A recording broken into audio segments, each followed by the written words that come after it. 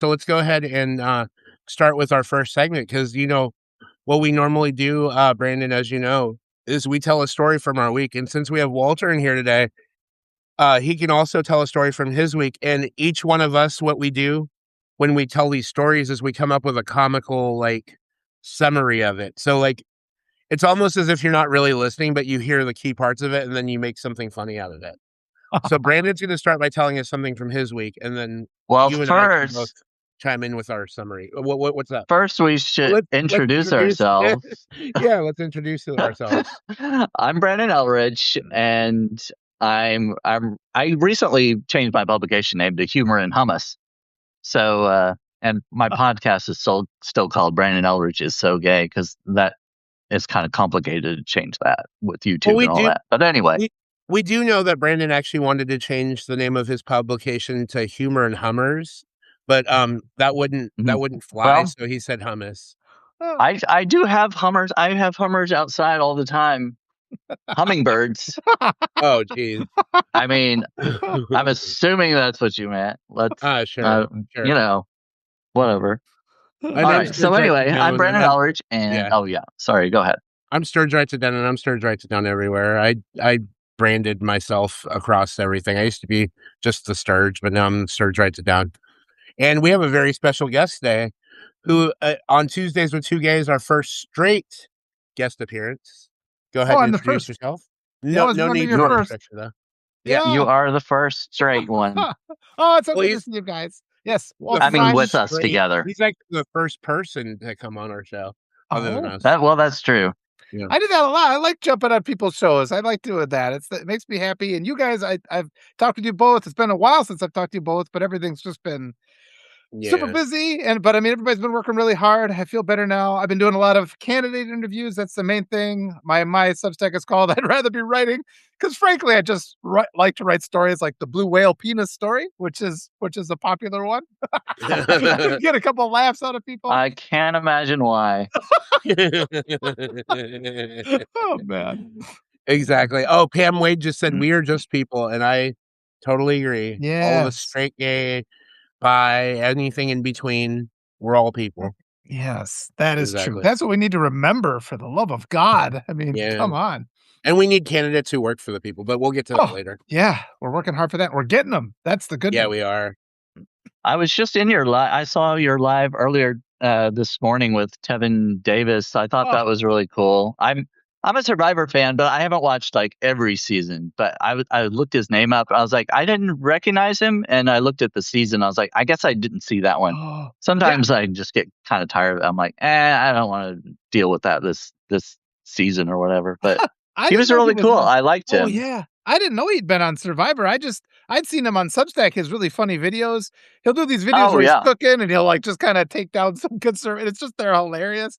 And so I just sent him a message like, hey, you're new on Substack. It's like, let me just introduce you to my, readers and viewers. And he's like, oh, okay. And then it was, teaching him how to do the live. I did that a lot with these congressional candidates too. So a lot of time that's just behind the scenes, like me sending a message, look for this, kind of troubleshooting, but just getting people to use these tools and interact. And he's a superstar, that Tevin Davis is. Oh yeah. I think he might have mentioned Survivor when you were talking just in passing or whatever. I had to look it up because I was like, I don't recognize him, but he's an actor, and I would love to go see the play he's in. He's in the Confederates.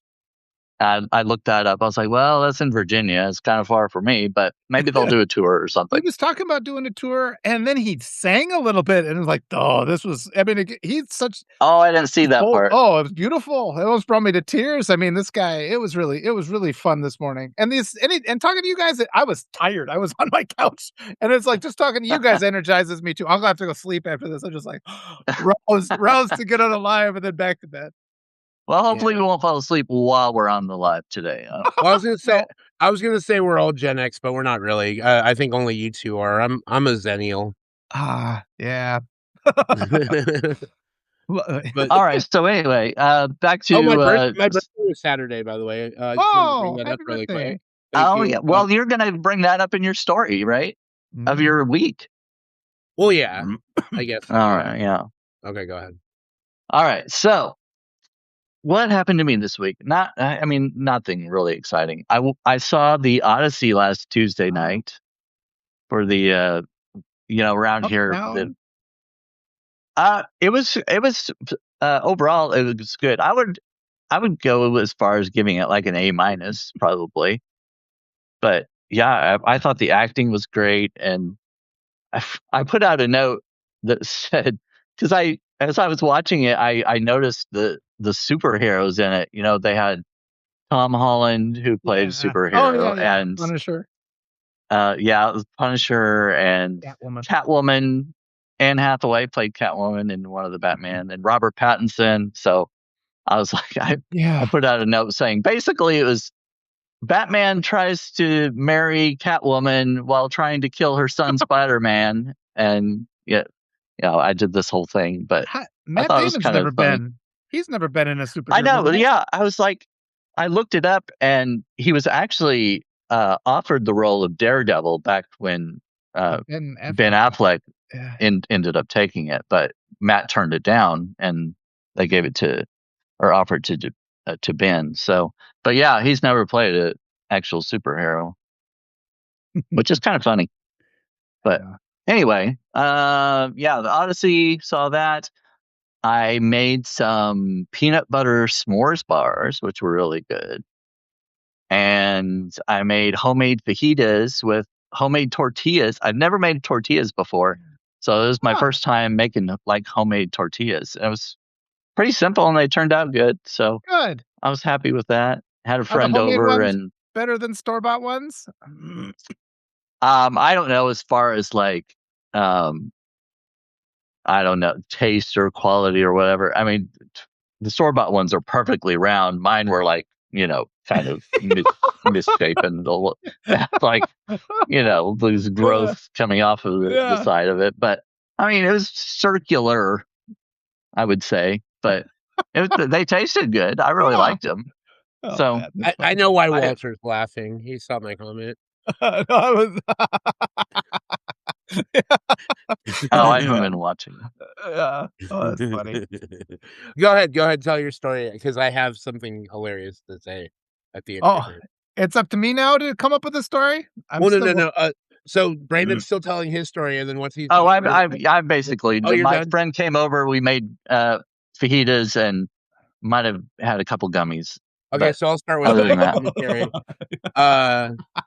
I like You that. watched some movie called Odyssey. I don't even know what that is, and then and then messed up. Nobody's ever heard of that one. I mean, yeah. Oh, that's the what I summary. got. Oh, Yeah, that's the satirical summary, I guess you could say. Go ahead, Walter. What do you have to say about what he just told us?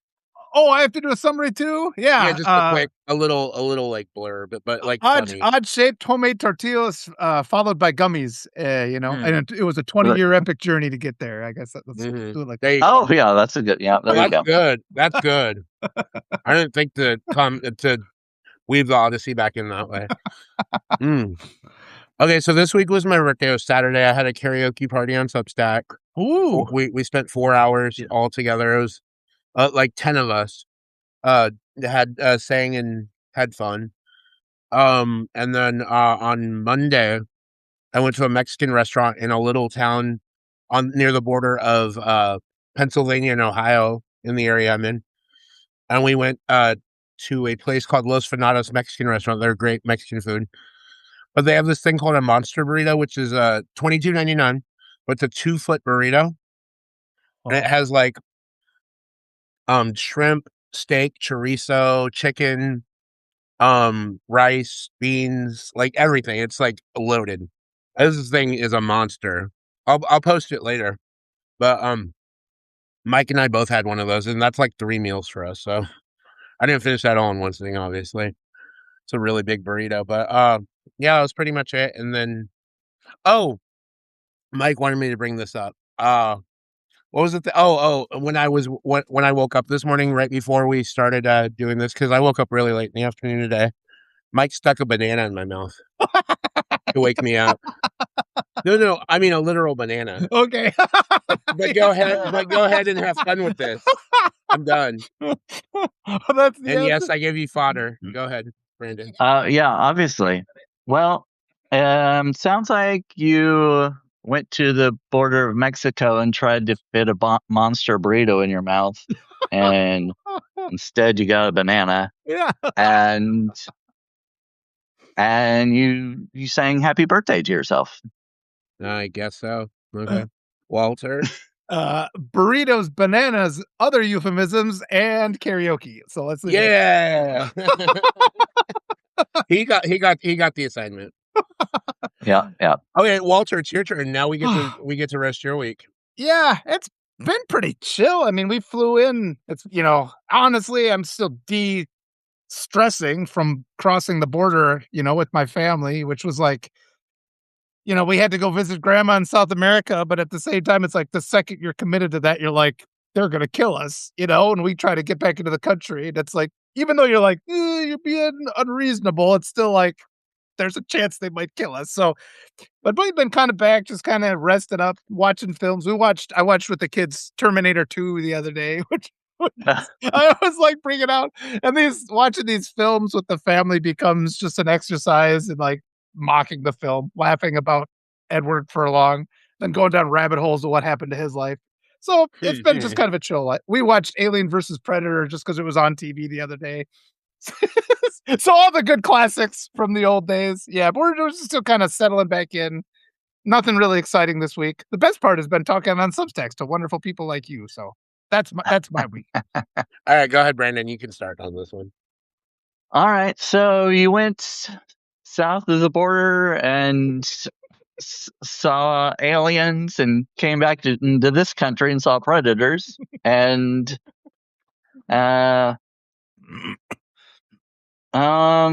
Says it all. and it was pretty chill. Yeah. It wasn't as bad as I thought. It wasn't as bad as I feared. Yeah. So here's my summary. So Walter falsely leads us into thinking this week was chill, but then suddenly he's talking about flying back from South America, and his family nearly got shot down while they were flying. Yeah. Like literally flying, like flapping their wings. And then something about watching Donald Trump's administration fight illegal or undocumented immigrants or something, Alien versus Predator. Yeah. Oh gosh. Yeah. And snap into place, man. Yeah. And holy shit. That's all I've got. That is funny. And maybe that's somebody at the TV station's got a sense of humor, really. So I gotta get to know that guy. Man. Oh, that was fun. This segment was fun with three people. I liked it. Yeah. Yeah. Good job, everyone. Okay. Different perspectives. Now we get to read the news stories. Awesome. Oh, yes. The bad news. So I came up with a couple because one's more on the negative side and one's more positive. I didn't want to do just a negative. There's so many negative stories in the news, and it's hard not to find a negative one or negative aspects of what's in the news. Yeah. But I'll start with the negative so we can end on a positive note. So in February, or at least somewhere around there, Pete Hogsbreath, or sorry, Hegseth, whatever, however you pronounce it, he threatened to cut government funding for the Scouting America, formerly known as the Boy Scouts of America. And if they didn't comply with the anti-DEI, incentive and initiatives, I guess. So I guess every year there's a national jamboree that the Scouts put on, and I used to go to that every year.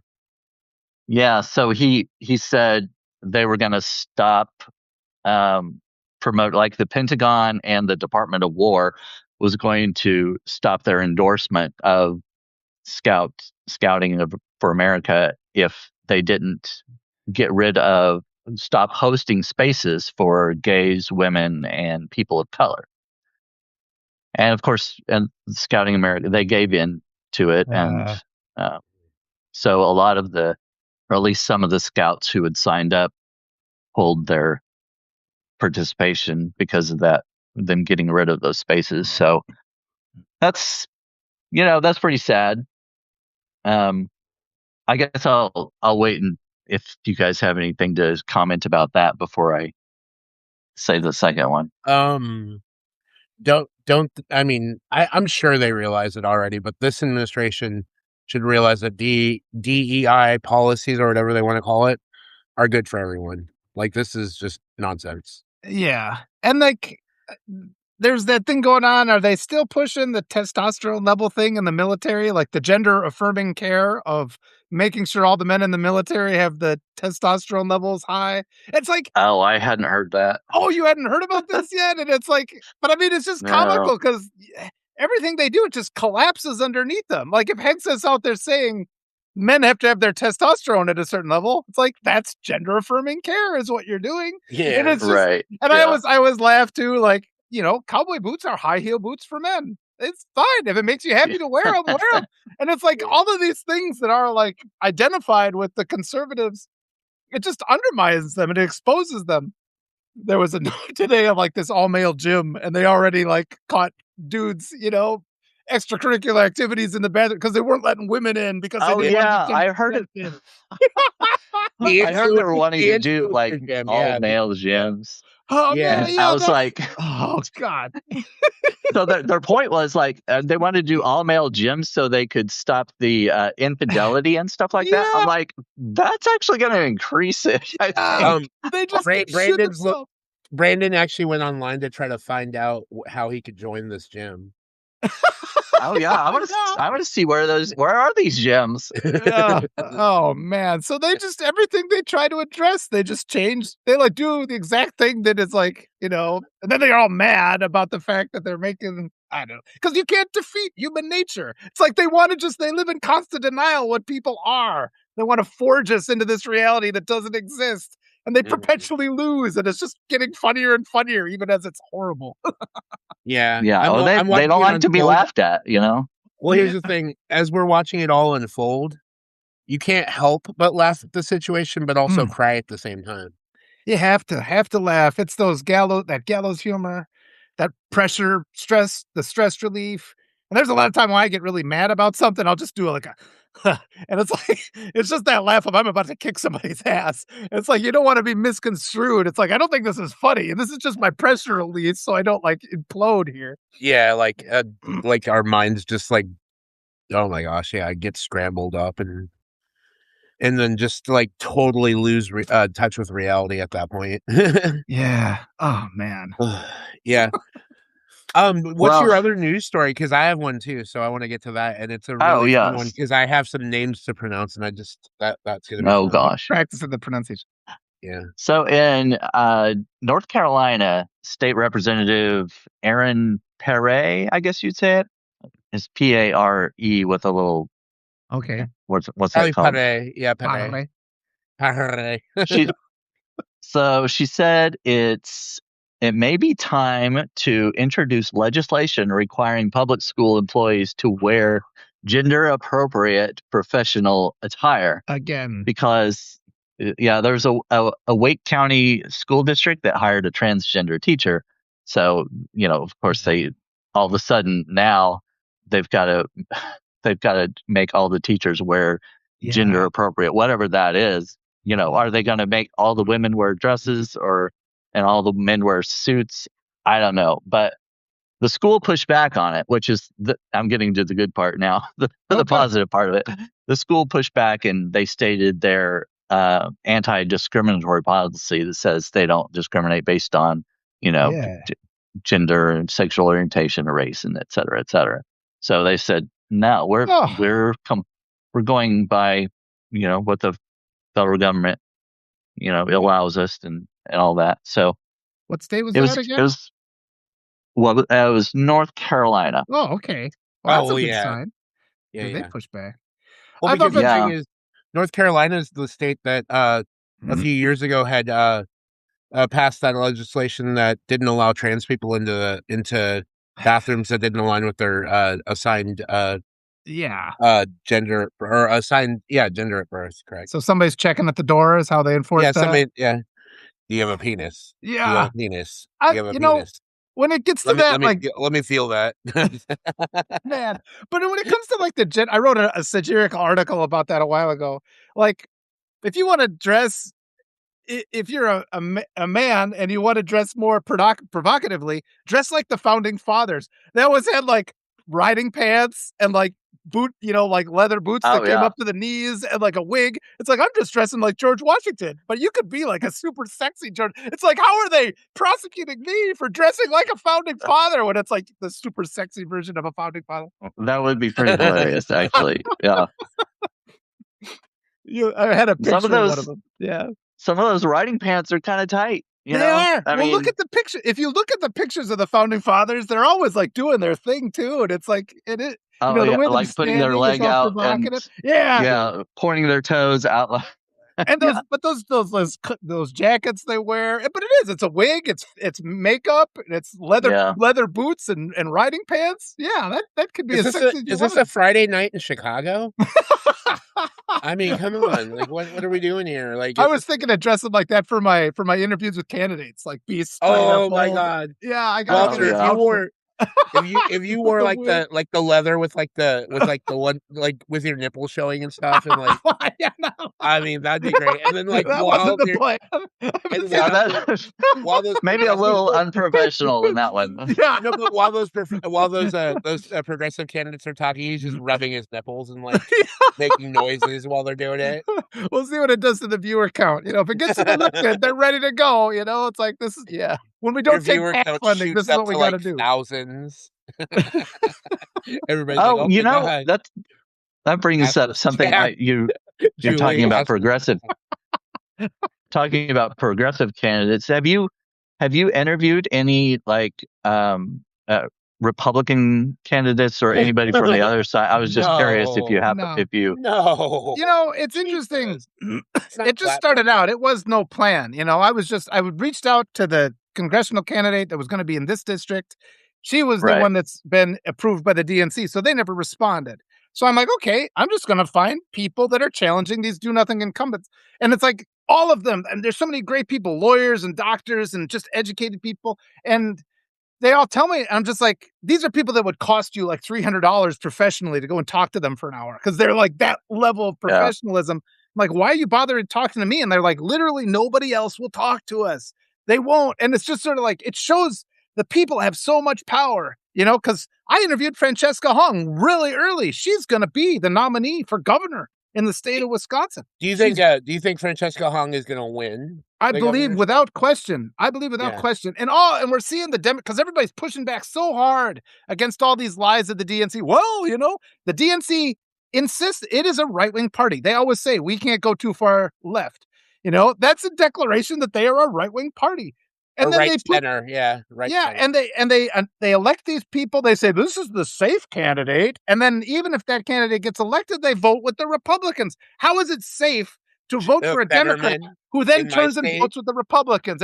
That's a loss. That guarantees a loss. I'm sorry, everyone, for Fetterman. I mean, I'm in Pennsylvania. I didn't vote for Fetterman, but I'm sorry for Fetterman. Well, the whole world's sorry for Fetterman. It's not your fault. But I mean, that's the other thing. We put new candidates in. If they're bad, like Fetterman is, we replace them in the primaries. That's why we have primaries. We put new people in there. We participate in our government. But the establishment doesn't want it. And the people that have been willing to talk to me, just the fact that they're willing to come and talk to me shows that they're a good candidate. I've thanked them all. I said, thank you for being of the new generation that is willing to talk to a regular person. And what we've seen in this last year is what the United States wants, is representatives that don't just ignore us and only talk to their rich donors. Exactly. And speaking of candidates that don't want to talk to just the rich donor. I mean, well, these are people who don't even want to talk to those rich donors, but this is a story about, I hope I get her name right, Daria Liza Avila Chevalier, who plans to join the Congressional Black Caucus. She is an Afro-Latino candidate, a Democratic Socialist who ousted New York Representative Adriano Espaillat in a June primary upset for the New York District 13 House seat. She plans to seek membership in both the Congressional Black Caucus and the Congressional Hispanic Caucus once sworn in, her campaign told Semaphore. That would make her only the third Afro-Latino lawmaker to sit in both caucuses simultaneously. and I giggle because I'm immature at the word caucus. Okay. Espaillat was blocked from Black Caucus membership because he didn't have a big enough black. Oh, never mind. Avila Chevalier's campaign said she has already spoken with several Black Caucus members, including House Minority Leader Hakeem Jeffries, their first conversation since her primary win, and is excited about joining the caucus and their fights. Black Caucus Chair Representative Yvette Clark, also a Democrat from New York, said in a statement that established processes would determine future membership after the new Congress starts. That almost sounds like the establishment saying that they might not invite her. But I do read that a staffer for the Hispanic Caucus, which Espaillat chaired, said all incoming Latino members are eligible to join once sworn in. Avila Chevalier's team said she has also spoken with a range of CHC members and intends to join.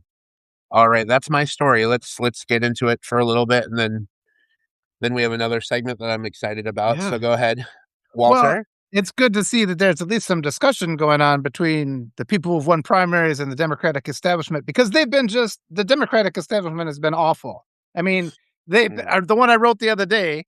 They're disregarding that children are getting raped in these concentration camps that the DNC helped to fund, and they're instead attacking, the candidates the voters are choosing. We're seeing that in the news. It's really pissing me off. And what we need to see is the Democrats to stop attacking these new candidates that are winning primaries, get behind them, help them get elected. And I'm just actually at this point, I'm really worried about sabotage when it comes to the corporate establishment, because they're all, but at the same time, even though I think they're trying to sabotage these candidates, they'd prefer to see Republicans win than Democrats who are more left leaning. But the fact that they are attacking them just drives more voters to those people because the people want that change. So I think it sounds like they're doing this kind of delay tactic, like, well, we'll see when they get sworn in, like they want to just kick it down the road. I think they're going to be surprised to see that all these candidates are going to win. Yeah, exactly. And I do want to go back to something that was leaked almost a decade ago now, when the DNC basically said we'd rather have Trump than Bernie, because Bernie threatens us more than Trump. That's what they got. Yeah. And they still try to complain, oh, well, Hillary should have won. You should have voted for Hillary. It's like, well, if you never mind. All right, Brandon, what do you have to say here? I don't know. I mean, what is there? I was watching there's one guy I'm in Missouri, and there's a guy on TikTok that's running. I don't remember what office he was running. I just saw a short video where he was like trying to, put himself out there as Democratic candidate. I wish I could remember his name, but I'll have to go back through my primary TikTok today, to see if, isn't it? The primary is today in Yeah. That's why I think that's why it was coming up in the feed yesterday. But I only interviewed one guy, Tommy Hollister. I think he's the only guy I interviewed in Michigan. And it's like, it was like 30 or 40 candidates, and it's like 10% of the race. I mean, it's hard to cover all the candidates because there's so many different, and some of these primaries, 7, 8 guys in it. It's a big job. And the fact that the media just never covers primaries is an abdication of duty. We need to be covering. I voted in the primary in Wisconsin. There were people on the ballot for some of the down ballot races. I went online. There were people that I couldn't find a picture of them online. And I'm just like, how are you running for any kind of, elected seat? And nobody can, how can you not have a picture of you online? So I didn't vote for that. I voted for the other guy just on the basis of that. I'm like, that's just bizarre. Yeah, I typically like to, if I don't know anything about any of the candidates, which is rare for me because I try to stay informed. Yeah. But if I don't know about any of the candidates, I just don't put a vote in for that race. Yeah. Well, and that's part of the reason I'm like, I'm going to have an hour conversation with these candidates. It's not going to be like an endorsement or anything. It's just going to be like out getting coffee. I don't even talk to them about policy too much. Just like get a sense of these people, and then it's like send the interviews to local papers, and of course the local papers don't want to publish it. They deliberately want to suppress information about candidates in prime, is what it feels like to me, because nobody shares this except for when Malat Kiros won, and then Fox News did a hit piece, on that segment, which was just I saw that. I was like, Walter Ryan is famous now. Oh, I guess. I was Well, like, yeah. you made it to Fox News and they ripped on you, so you know you've made it. Yeah, well, I didn't watch it, but I'm just like, I'm not gonna. But people have been saying it. I guess they're like attacking my masculinity and stuff, and I'm like, you know what? First of all, you guys should be paying me because you're taking my content and using it. You guys are all anti. You guys are all pro capitalism. Where's my check, you dickheads? And second, if Right? you want to rip on me, it's like come and do it to my face, please. Be man enough to do that at least. Which I would just And the love thing being in the is, same room with some of those guys. well, here's the thing. So, I mean, they took the Pete Hegseth approach to attacking you instead of attacking what you were actually saying. They're like, oh, his masculinity or whatever. It's like, who cares? Like, you're who you are. It doesn't matter about how masculine you appear. Like, none of That us care about that. Yeah. Well, that conversation, and I keep saying the one with Malad and Erica Kopp, it was the one time I've had a political conversation with zero mansplaining. It was just supremely educated. I was outclassed by the brilliance of these two women. All they had was solution after solution, and I'm just like, just shut up, let them do their thing. Yeah, This is, exactly. and it felt so good to be in that conference. Like we could have this in our whole government. These brilliant women who are like, this is how we fix this. This is how we fix it. That's all. And I was like, that was amazing. It was a great talk. I I would absolutely love that. I'd love to be in that room and just listen to those women speak. I wouldn't even have to say anything. I would just Thank be you, there. Fiona.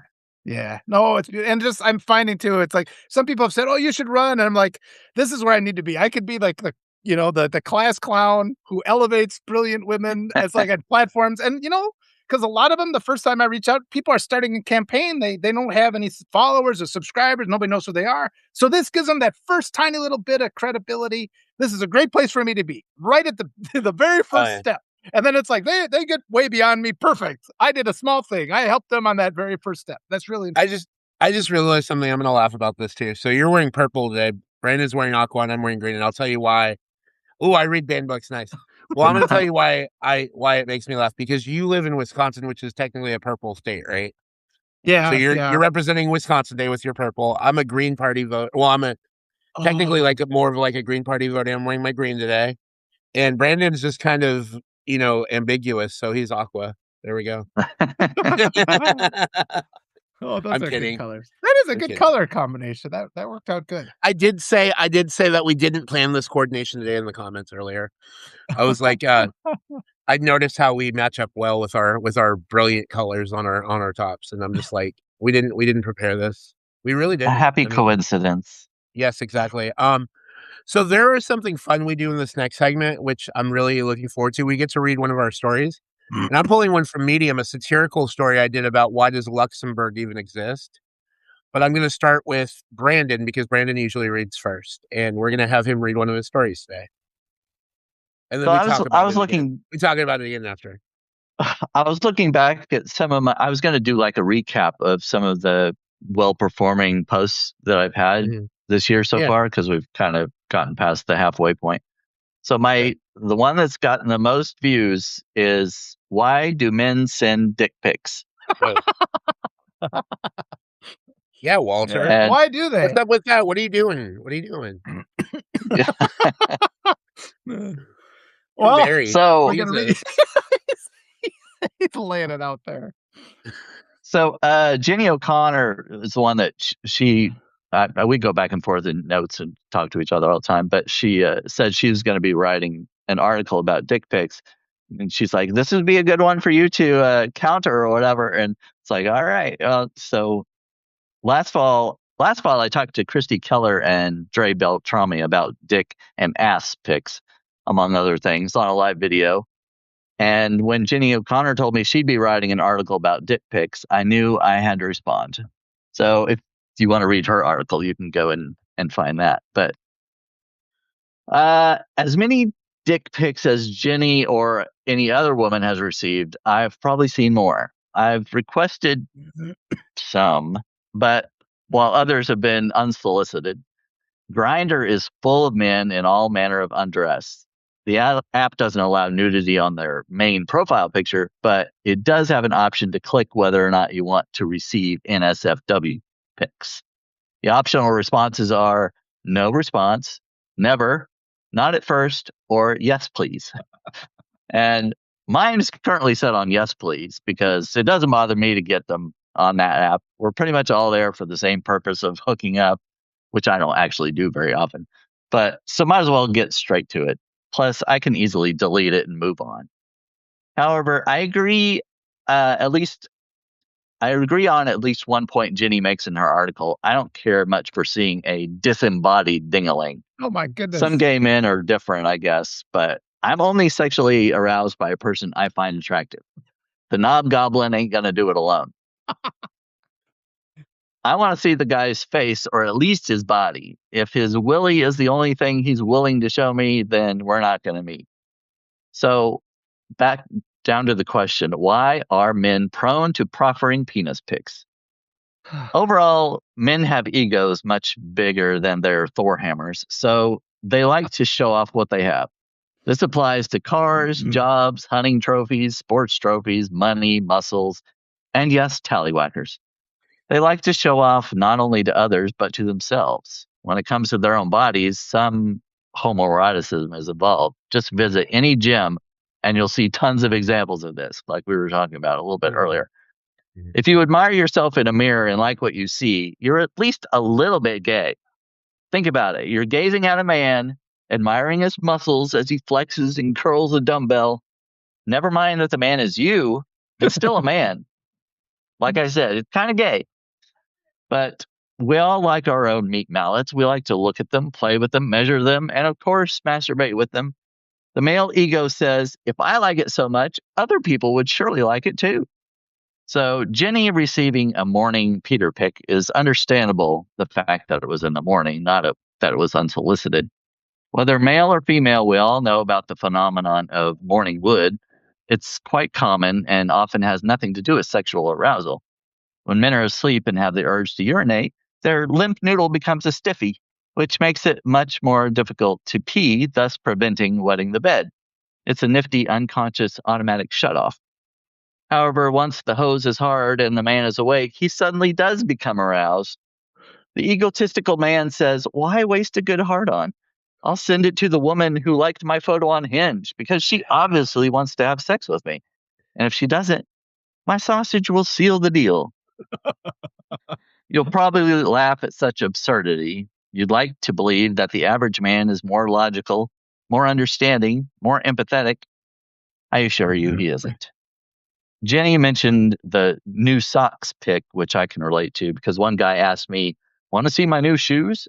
And whipped it out to show me when I looked down. This was in real life, but still unsolicited. But the other part of this has nothing to do with what women want. Many men don't care if a dame desires his displayed dipstick. These men are exhibitionists who are aroused by showing it off. It's about what he's getting out of it. I can't relate to this because I want somebody who wants me. Knowing my tendency for low self-esteem, if somebody were disgusted by me, my body, or any part of it, I'd internalize it and get nothing positive from the experience. A true exhibitionist doesn't care what kind of reaction they get.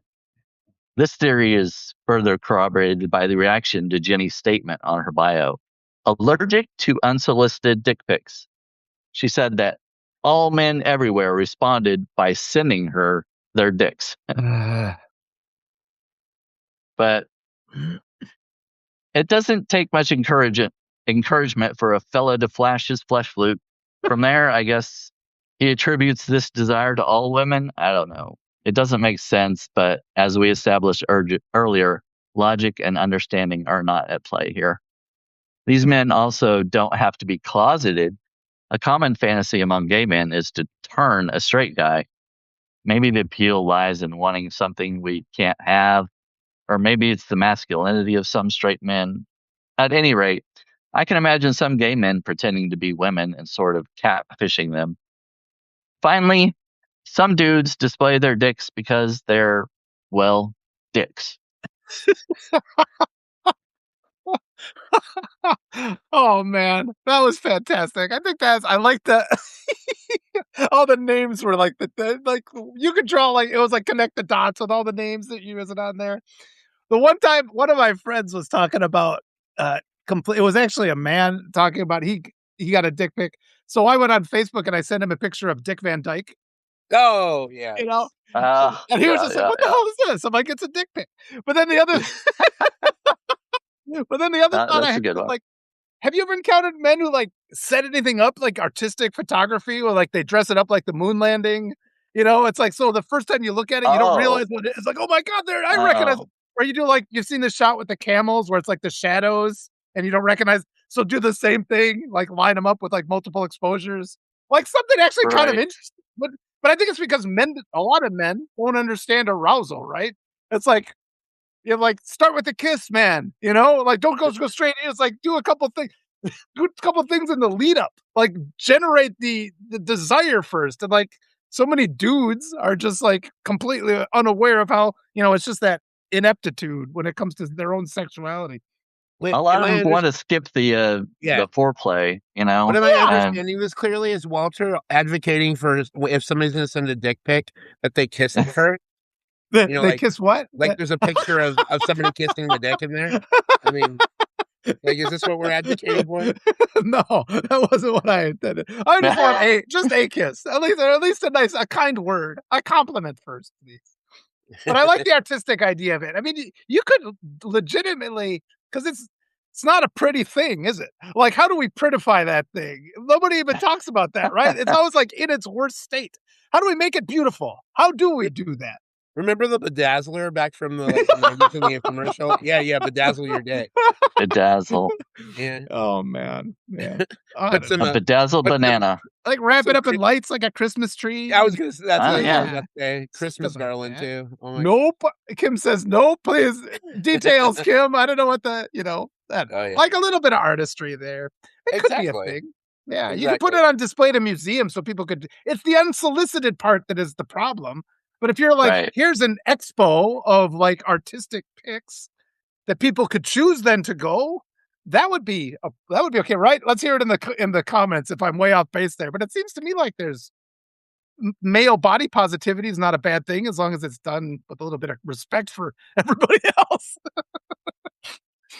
Well, your co-host Ben came in. Yeah, I was just about to say he said it's artsy dick pics. It's hashtag Walter takes artsy dick pics. And mine is hashtag Walter Ryan's gallery of artistic. Oh my god, no! Okay, good. That's all the candidates I'm interviewed are going to be real happy to see that trend.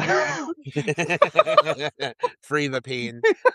All right, let's shift focus and talk about a tiny dick country. So we're talking about why is Luxembourg even a thing? Oh man. The country is so tiny it could just get incorporated into one of the surrounding countries. Have you ever looked at a map of Europe recently? It seems like Europe is fond of its microstates.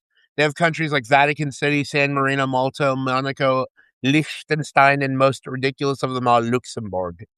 Ridiculous, you say? Why? I mean, you see what happened above. I couldn't even properly identify it on a blank map of Europe. The image on top actually has me circling Liechtenstein, so that's funny.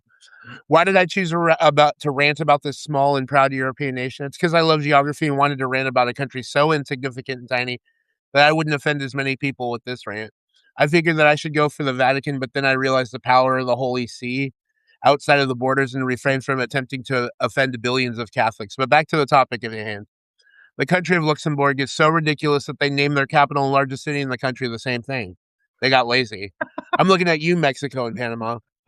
I was shocked to find out when I read about the country that they even have their own distinct language. Like, huh? You would think that a country this small would have its wouldn't even have its own language, but many of their residents speak different languages as well, including many of the surrounding languages in the countries around them, such as French and German. Their main official language is Luxembourgish. They claim French and German as co-official language as well. I know plenty of countries have named their language after their country name, but keep in mind they already used Luxembourg as their capital city, so this feels even lazier. And have you ever heard Luxembourgish spoken?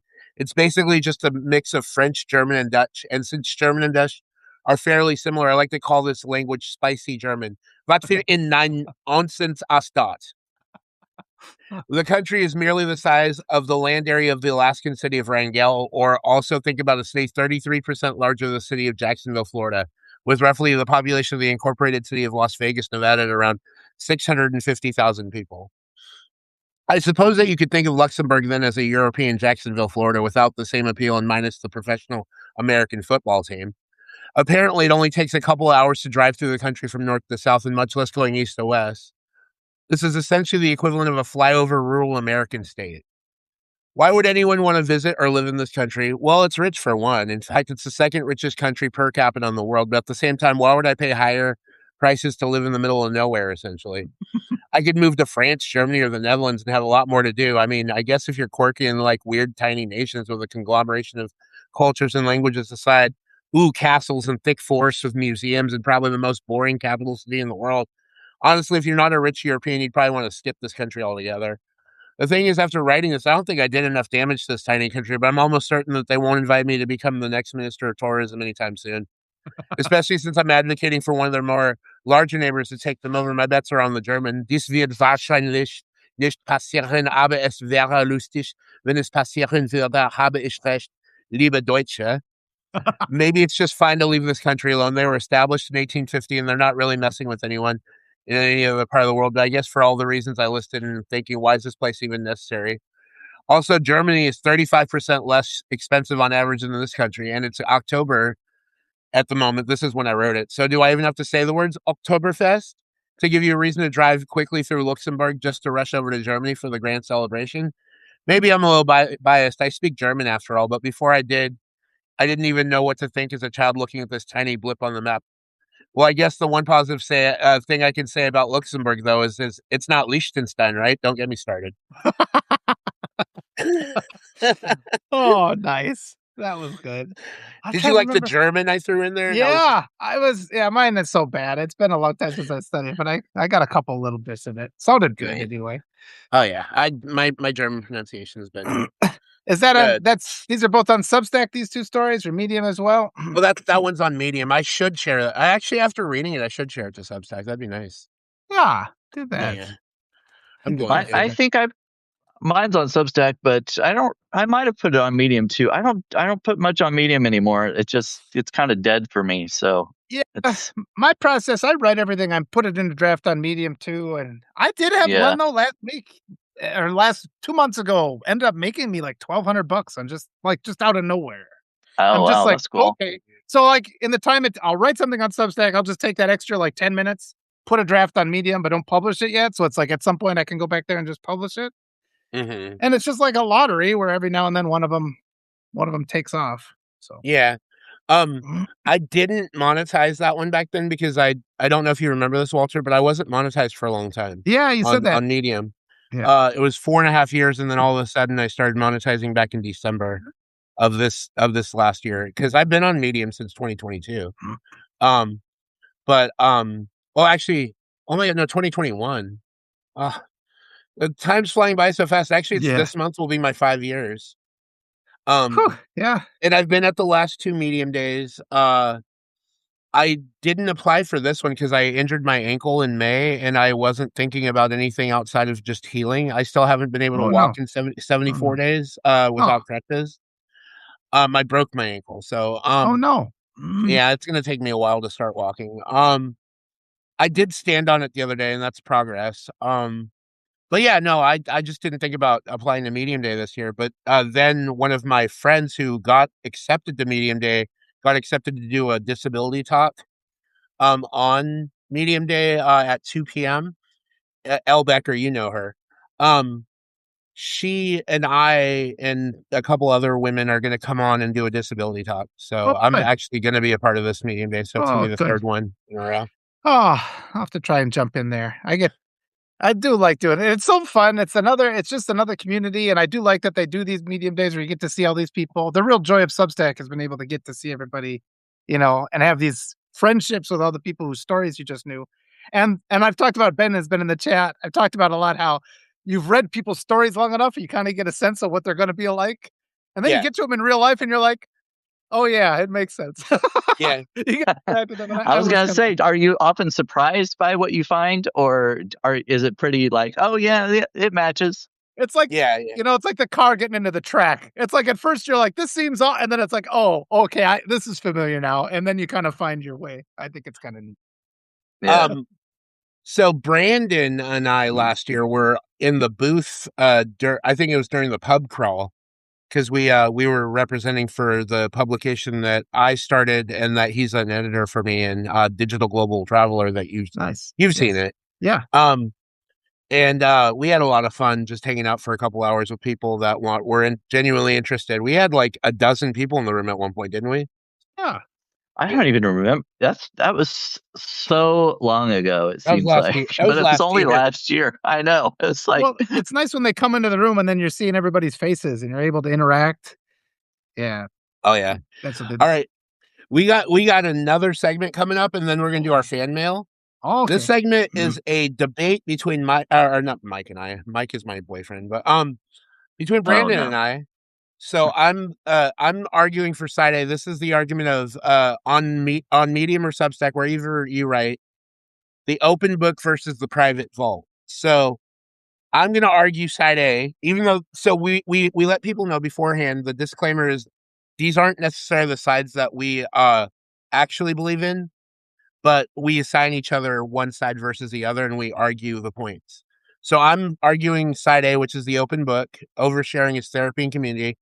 And Brandon is going to argue the private vault side. So since I'm side A, I'll go first. And this is the open book. So my main thesis here for this argument is sharing your messy, unfiltered, and personal parts of your life isn't narcissistic. It's helping people see, it's building human connection, and it cures your isolation, and it helps others as well. So one point that I want to make here about it is that, a lot of people are lonely. When they read about somebody else's struggles, their drama, whatever is going on with them, they realize that they aren't alone. So you'll find your audience that way. Your honesty gives your readers permission, basically, to accept their own flaws. So they'll read something that you write. Like, I've been through a lot of shit. Like right now, I'm a full-time camper, but I mean, I didn't necessarily want this life. It kind of got forced onto me because of the cost of living, COVID, just a bunch of stuff fell into place and made it to where I had to overcome all this stuff. The second point I'm going to make about this open book thing is, you want to reclaim your narrative. If somebody's going to try to like say stuff about you and try to like put out something that's, fake and, they'll accuse you of something, you're putting your own story out there. You're getting ahead of the story. And you're basically telling people this is how my life really is. Also, another point I want to make is that, for me, art requires like being vulnerable to people. Like you can't build something beautiful if you can't be vulnerable. And if you're a private vault, like people don't feel like they know you, but I feel like people know me because I write about my life constantly, and I'm definitely an open book.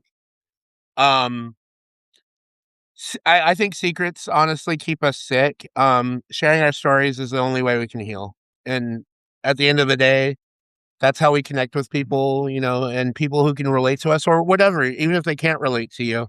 You can feel other people's emotions. Exactly. There you go, Mike. Mike finished my point for me. Oh, there he was. I was like, where'd that voice come from? I'm like, oh, yeah. my goodness. That was my mic. He's right next to me. All right. He can only hear my side of it, though. So now let's get to the mystery man here. Side B, Brandon, what are you going to tell me?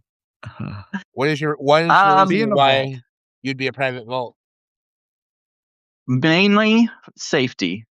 Okay. When you start putting your stuff out there and talking about, especially like in the gay community or LGBTQ plus community, if you're talking about your life and who you are and everything, that tends to attract the other side, the ones who wants to fight against you and whatnot. And some are crazy enough to seek you out and, come after you.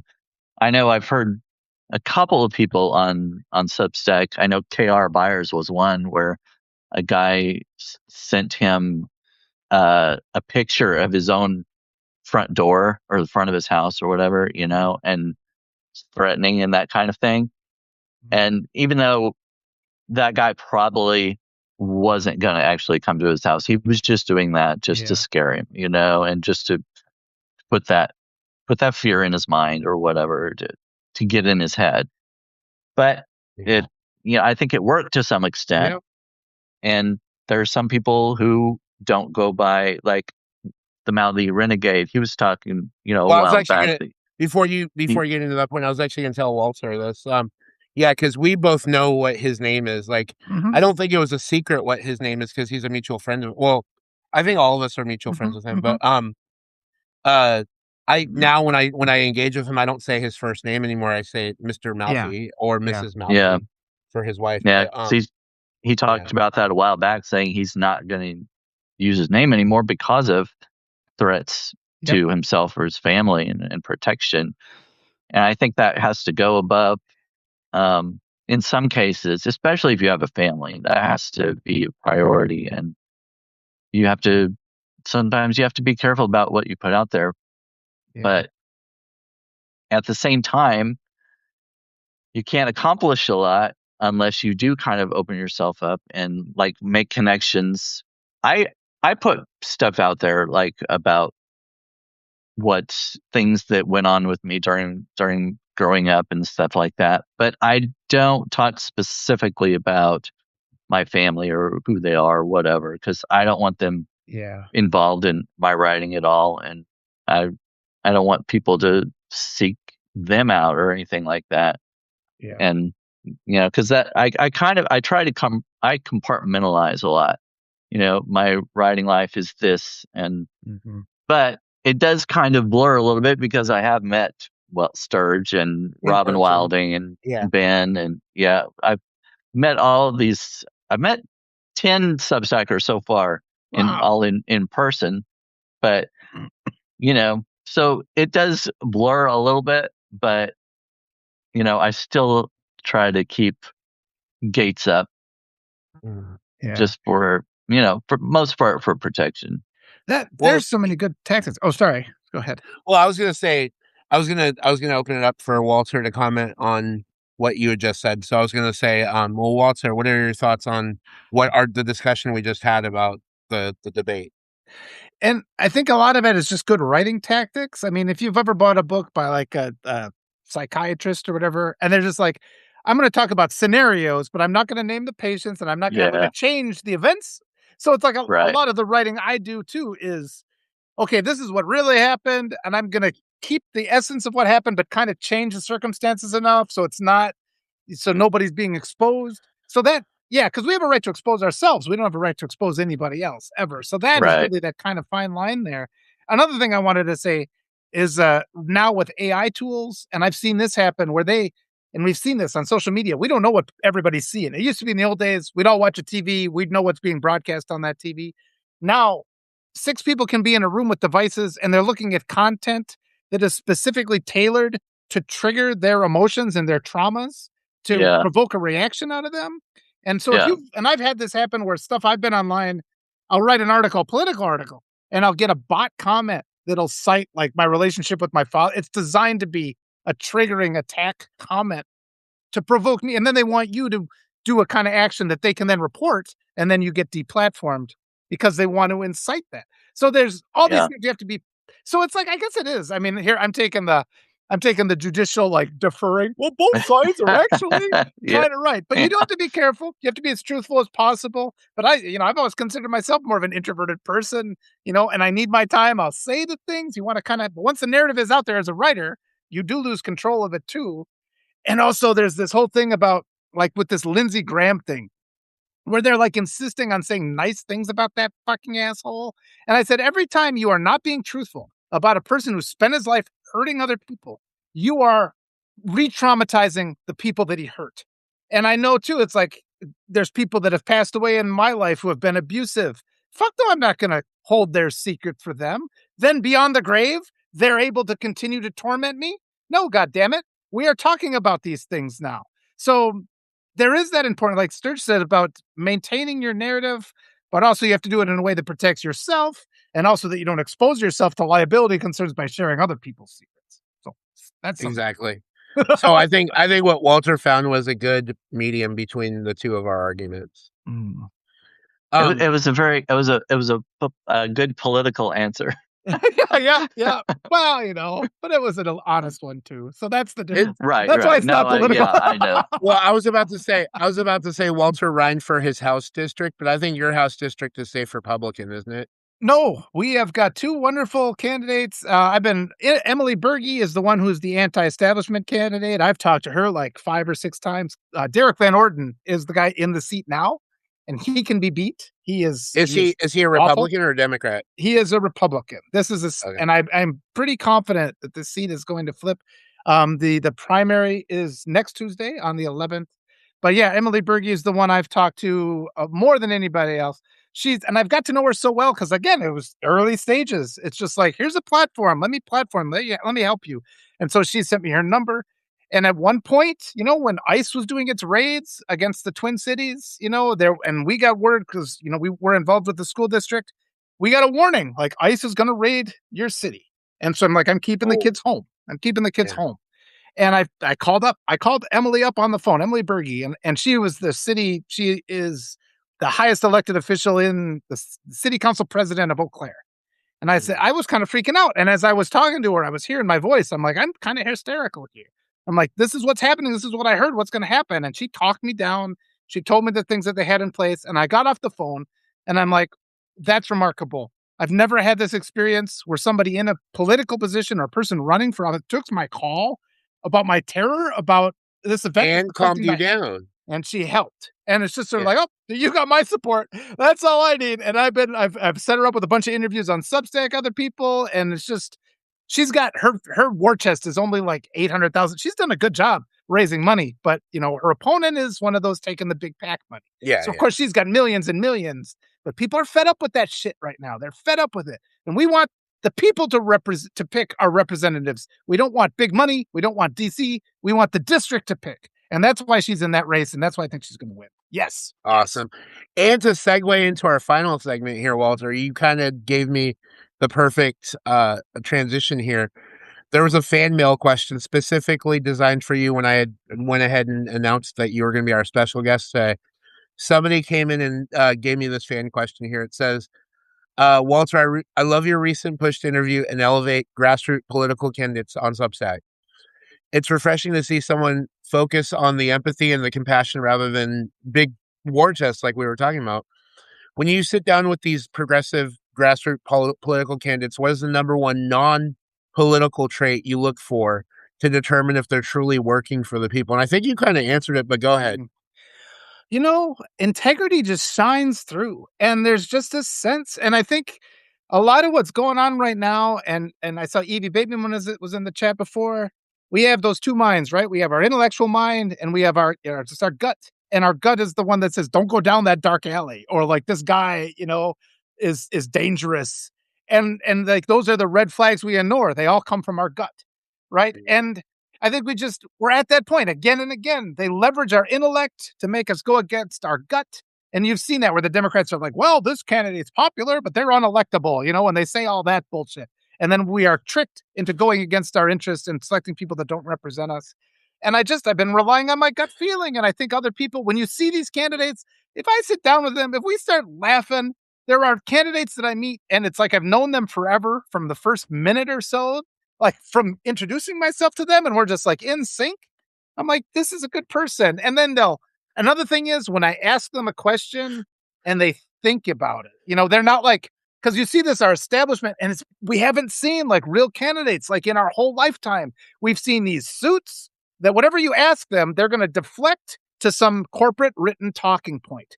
And it's just like, and if you can have a real conversation with people where you're working through a problem that's in our society, and they're just like, gee, I hadn't considered that perspective. If they see things like that, and then they're just like, you see them stop and think about a question that you ask rather than instantly segue into response. That's how you know they're actually working for you. But yeah, it's trust your gut. You know what the good people are. It's funny that you say the trusting your gut thing and Evie Bateman. I think it was her when I saw her in a video with Will Fullwood, and she was talking about going with your gut and the fact that your gut has neurons in it, and that's why that's kind of why where that phrase comes from. It's so true. Yeah, that's all those nerve ending. It kind of functions that way. And we have all that involuntary responses, right? And we don't think about breathing. We don't think about our heart. There's this whole mechanism in our bodies that keeps us alive because they don't fully trust your brain. Like our mechanism as an organism doesn't completely trust your brain. And it's sort of like, too, the times you're driving home and you just don't remember a thing about that drive because you're something takes over. And I'm in that state a lot because my brain just goes off, and my poor family, I'll even answer questions, and they're just like, then I'll come back and have no awareness of what people have asked me. Yeah. I have a funny story about what the analogy you just made. You can get this way very much on one of the straightest stretches of interstate in the entire U.S., which is Highway 80 or Interstate 80 in western Nebraska. So this is what happened when I was driving from California to Chicago when I first moved out of my home state in 2016.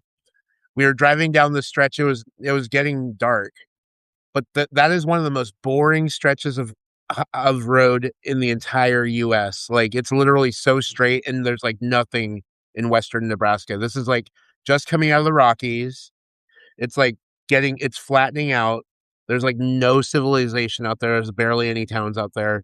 You're just driving down the road. Your mind just blanks. You're just in that mode where you're like going down that road, but you're literally like, when is this going to end? Yeah. Like, it's literally from the time you get out of Cheyenne to go all the way to Lincoln.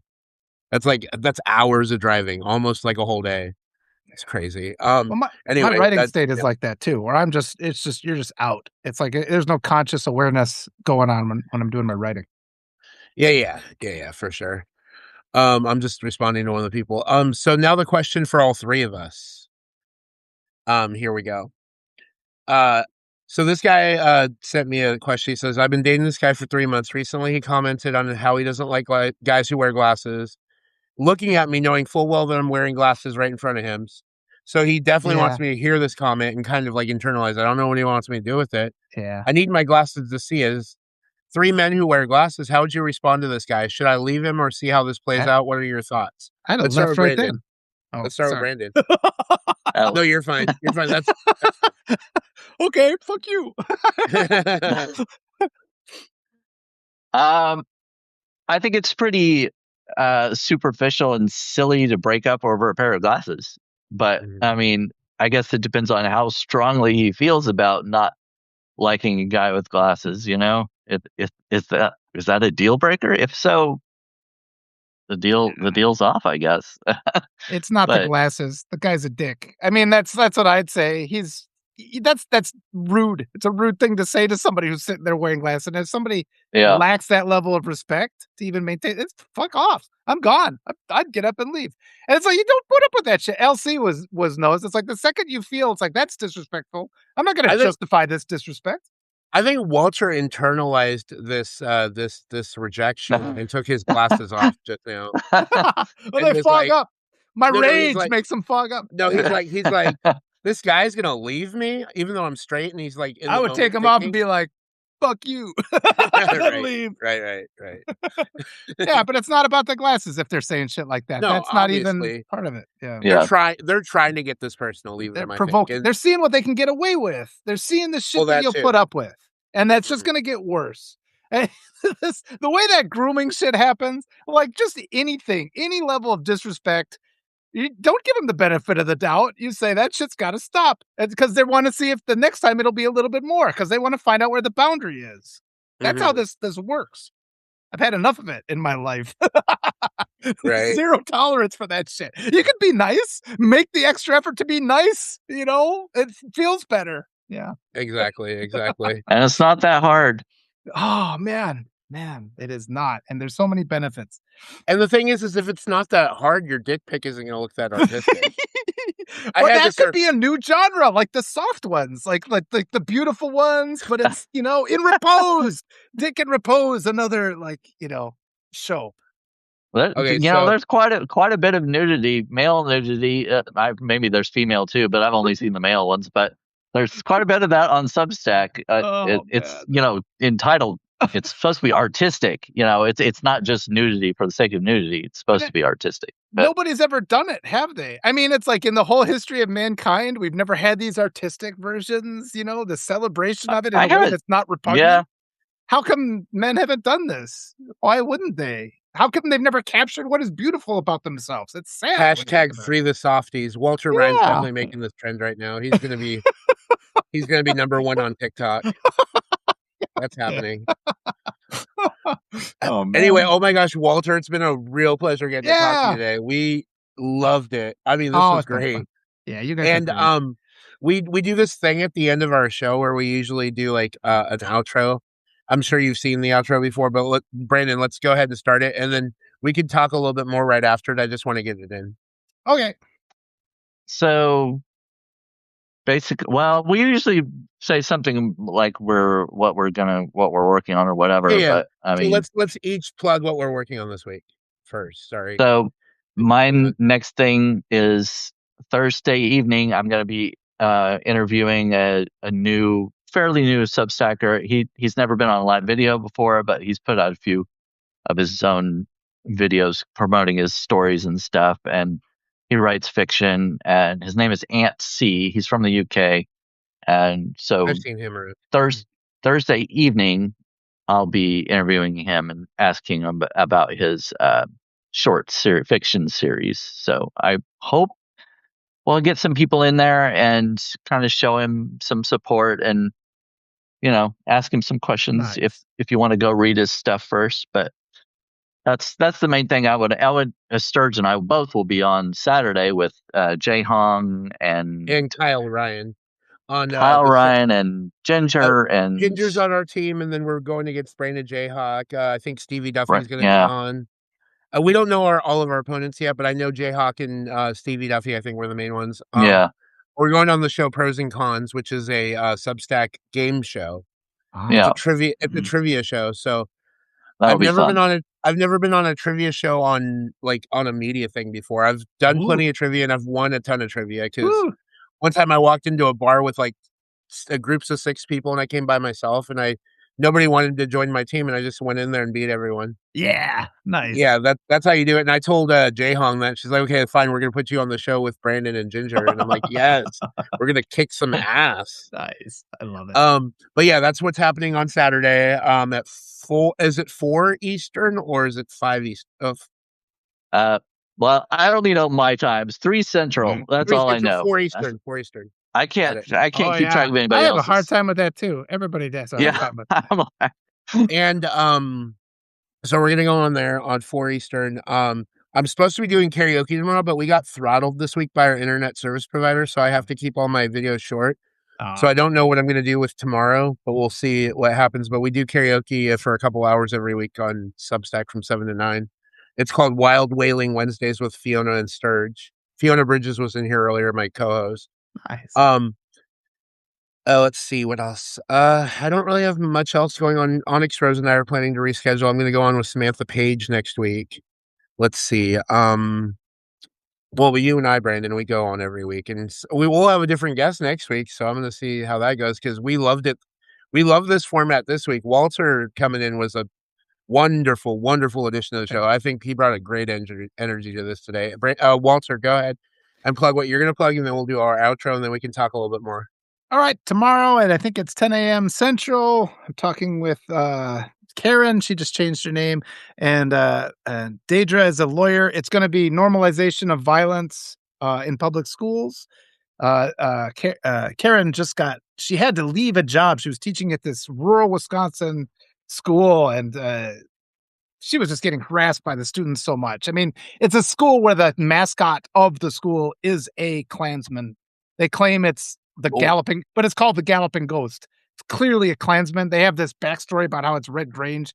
Clearly, it is a Klansman. So, and Deidre is a lawyer. She actually is a Yale-educated lawyer. So there's all these legal questions about it. There was this video that went around too about these. I think it was a church. They did this video where they were like shooting somebody. This was trending a little while ago. So it's related to that. The school also used to do like a reenactment of the Civil War where they made the students go out until Karen shut it down. So that's tomorrow. And then Thursday, I'm talking with Chris Resist and what is her name? The Nightmare Handmaid. That's at 9:30 Central. I'm talking with Will Fullwood and Frederick Pogue at 11:30. And then at 1, I'm talking to Ben Ulancey. And then on Saturday at, I think it's 4 Central, I'm talking to Erica Kopp and Dr. Jamicia Connor. And we're just going about, the maternal mortality rate's about to go. This is really serious. The GOP has just decimated healthcare. Women are about to just be destroyed because there are not going to be enough OBGYNs It's going to be a horror show in the United States. So we just want people to know the reality of that, why it's not a question anymore. We have to do universal health care because people are going to die. So Medicare for all. Yeah, absolutely. All right. Wow, you've got such an impressive lineup there. And let's go ahead and a lot going on. Yeah.